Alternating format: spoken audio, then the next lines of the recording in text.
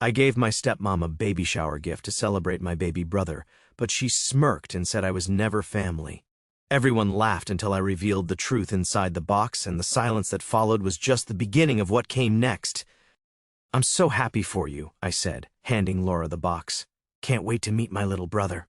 The room fell quiet. Every eye in that pastel-decorated living room turned to me, the stepdaughter, 17, apparently still the family mascot when it's convenient. Laura, my stepmother, looked up from her mimosa and gave me that smug, stretched smile she always used when she was about to say something nasty dressed as polite. She didn't even take the gift from my hands. Instead, she tilted her head slightly. "That's sweet," she said, "but I don't know why you're acting like this matters to you." I blinked. "What?" She took another sip, never leaving my eyes. "You're not part of this family. You never were." There it was, raw, unfiltered, delivered with the same voice she used when talking to her Pilates friends about gluten. A beat of silence, then laughter, from her friends, from Aunt Carrie. Even my cousin Alana chuckled into her wine, like Laura had made some kind of sassy joke.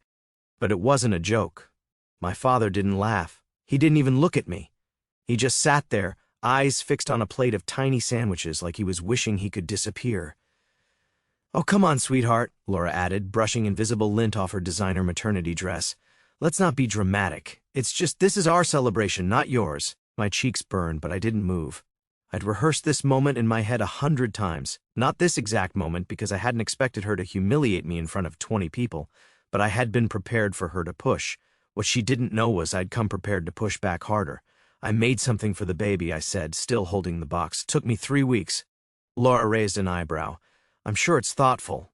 She turned away. "Just leave it on the gift table. Someone will open it later." "Someone?" I repeated. She didn't even flinch. I walked over to the table, placed the box right in the middle between the diaper cake and a framed sonogram, then turned back toward her.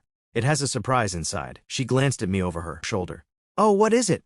A sad poem about how hard it is to be a stepdaughter?" More giggles from her friends. I smiled. "No," I said, "just the truth." The temperature in the room dropped. "What truth?" she asked, laughing, but her voice shook ever so slightly. "Go on," I said. "Open it." Laura narrowed her eyes, but the smugness was fading. She walked over slowly, peeled off the ribbon, and lifted the lid. At first, she didn't react. She pulled out the envelope, opened it, and then everything stopped. Her expression dropped, like someone had yanked the mask off her face in front of everyone.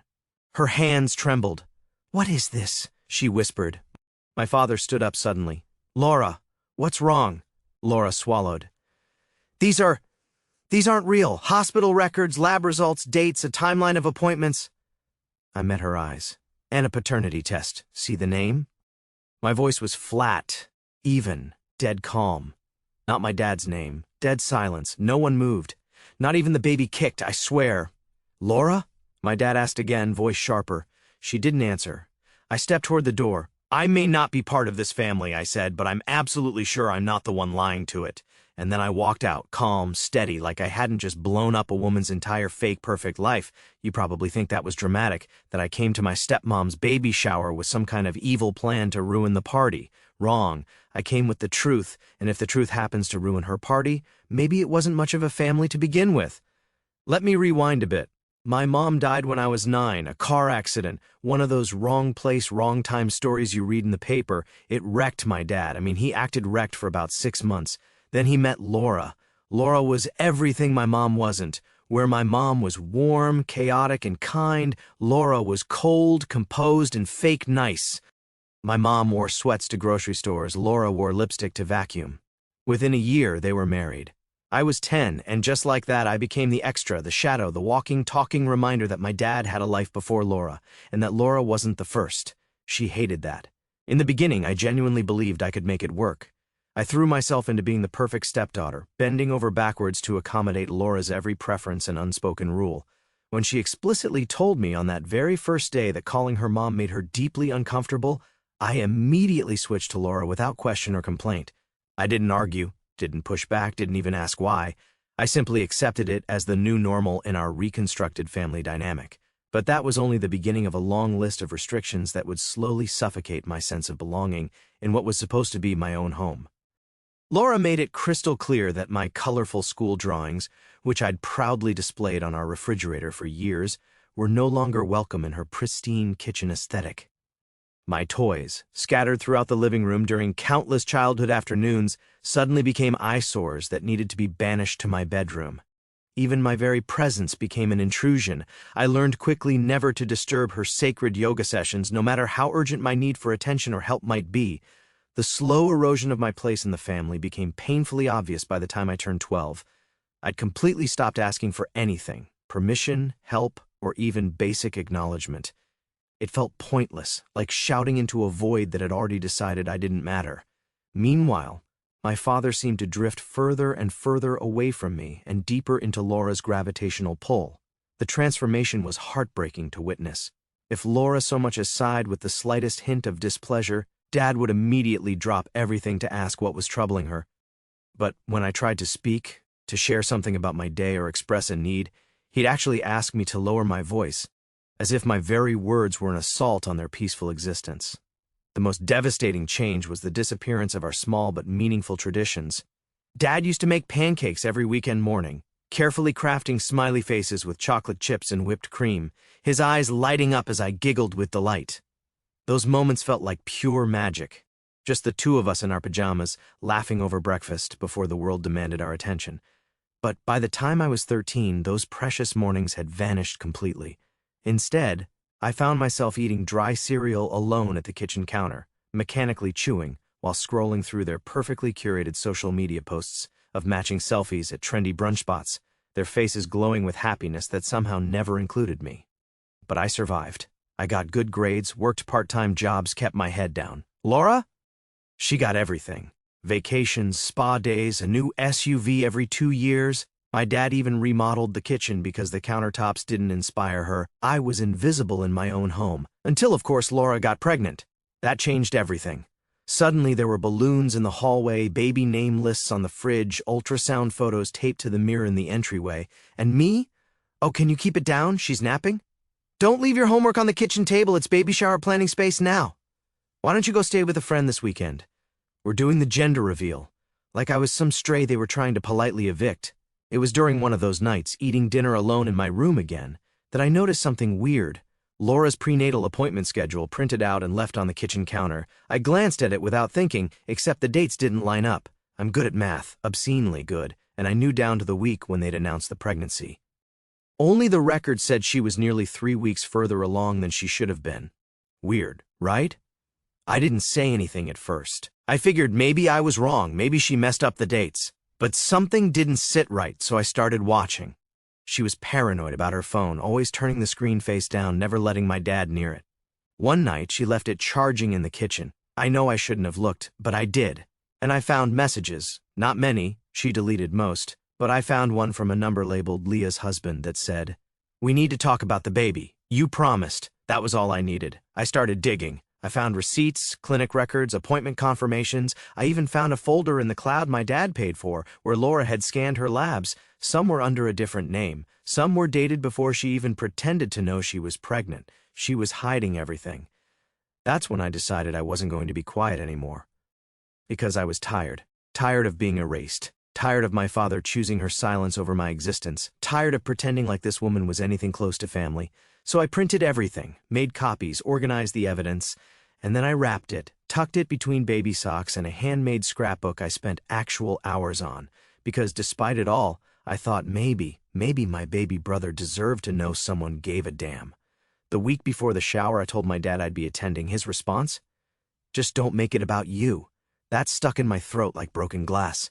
When I got to the party, Laura gave me a once-over like I was a piece of gum stuck to a rug. "You showed up," she said flatly. "I figured you'd be too busy." I smiled. "Well, you know me, always trying to impress the woman who calls me the leftover." She blinked. "Excuse me?" "Oh, don't worry," I said. I read the texts. Her eyes went cold. That's when I knew she was scared. Good. The rest you know. The gift, the reveal, the silence that could have shattered glass. But what you don't know, the real aftermath hadn't even started yet.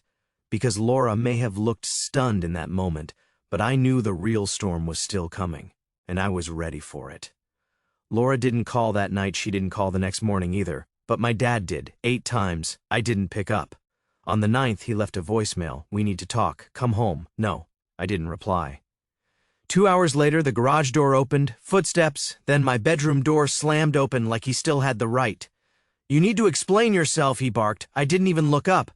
No, you need to explain yourself. His nostrils flared. Why would you do that at her baby shower, in front of everyone? Because that's the only time she couldn't lie her way out of it, I snapped. And let's be real, you weren't going to confront her. She's pregnant, he shouted. You stressed her so bad she nearly fainted after you left.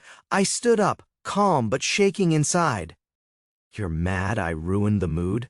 I've been giving you money for bills since I was 16, working after school, waiting tables until midnight, just so you and Laura could keep buying your organic groceries and scented candles. You think that's not stressful? He blinked. That's not true, he said, but quieter now. It's exactly true, I hissed. You remember last month when the power got cut off? Who paid it? Me, the kid who skips lunch at school because you guys forgot to shop.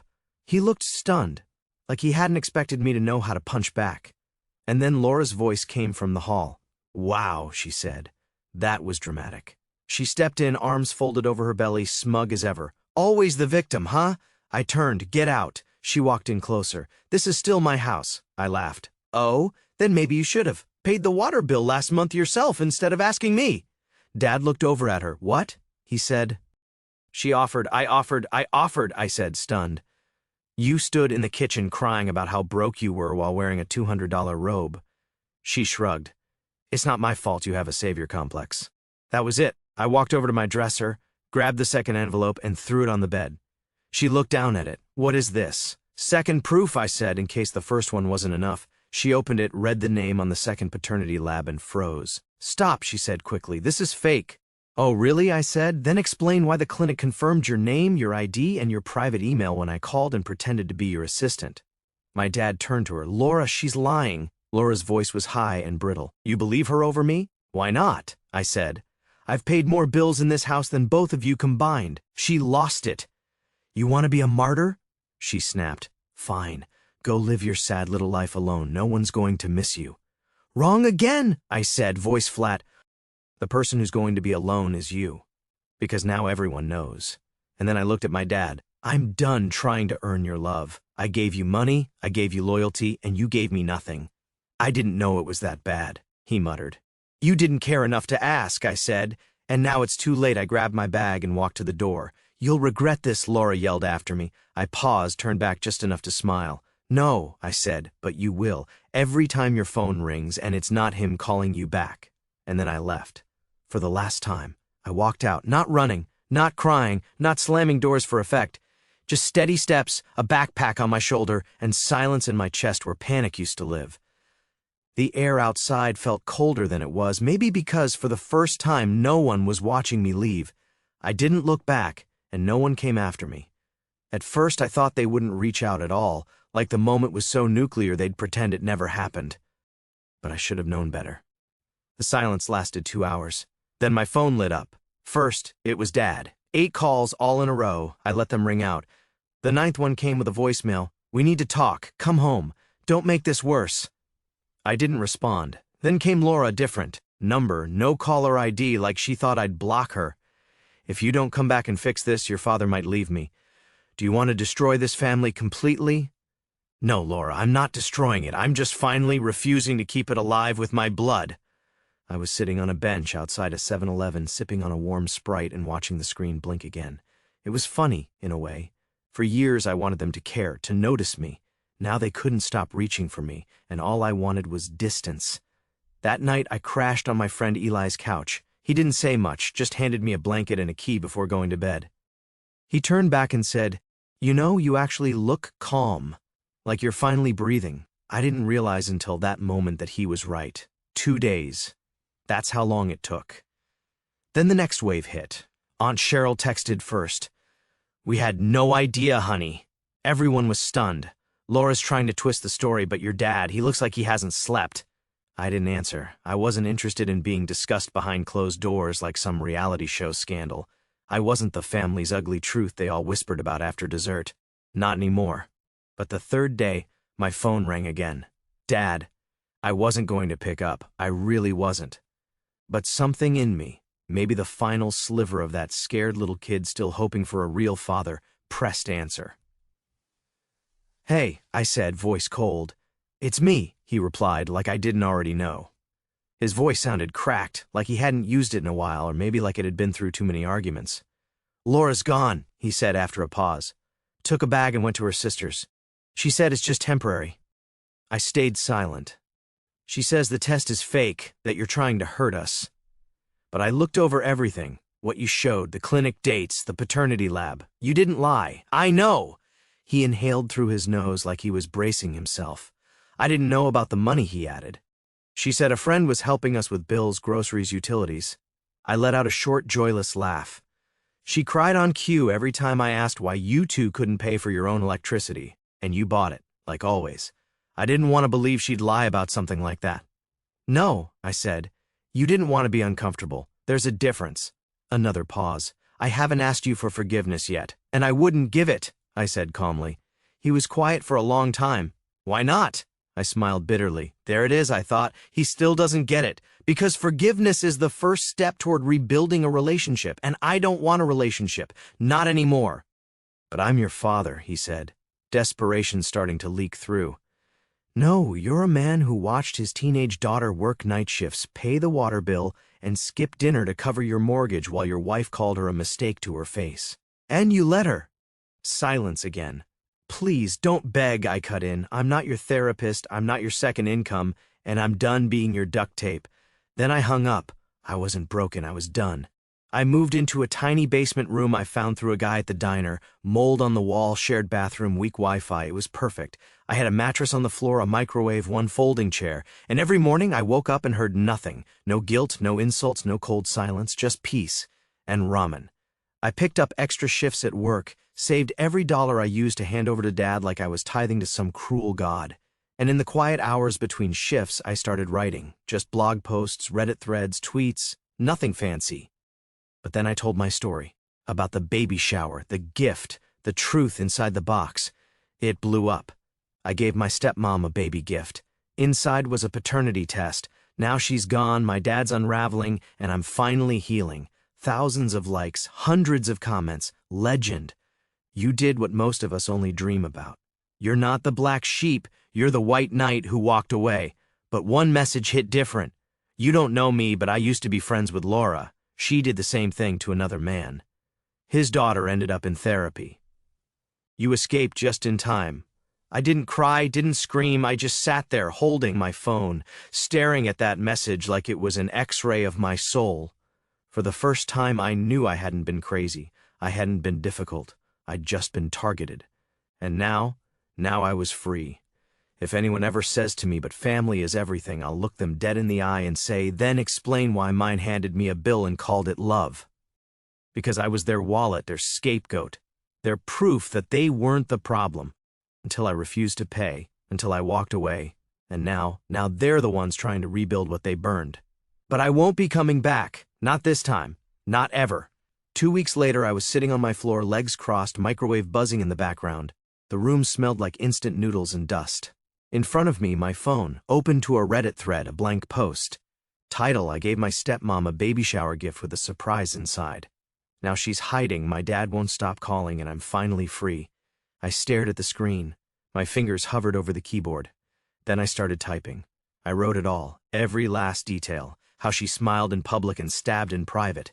How my dad let her erase me, piece by piece. How I paid bills while they vacationed. How I waited tables while they judged me. And how I slipped truth into a baby box and blew apart their fake perfect image. I didn't censor anything. I didn't protect anyone.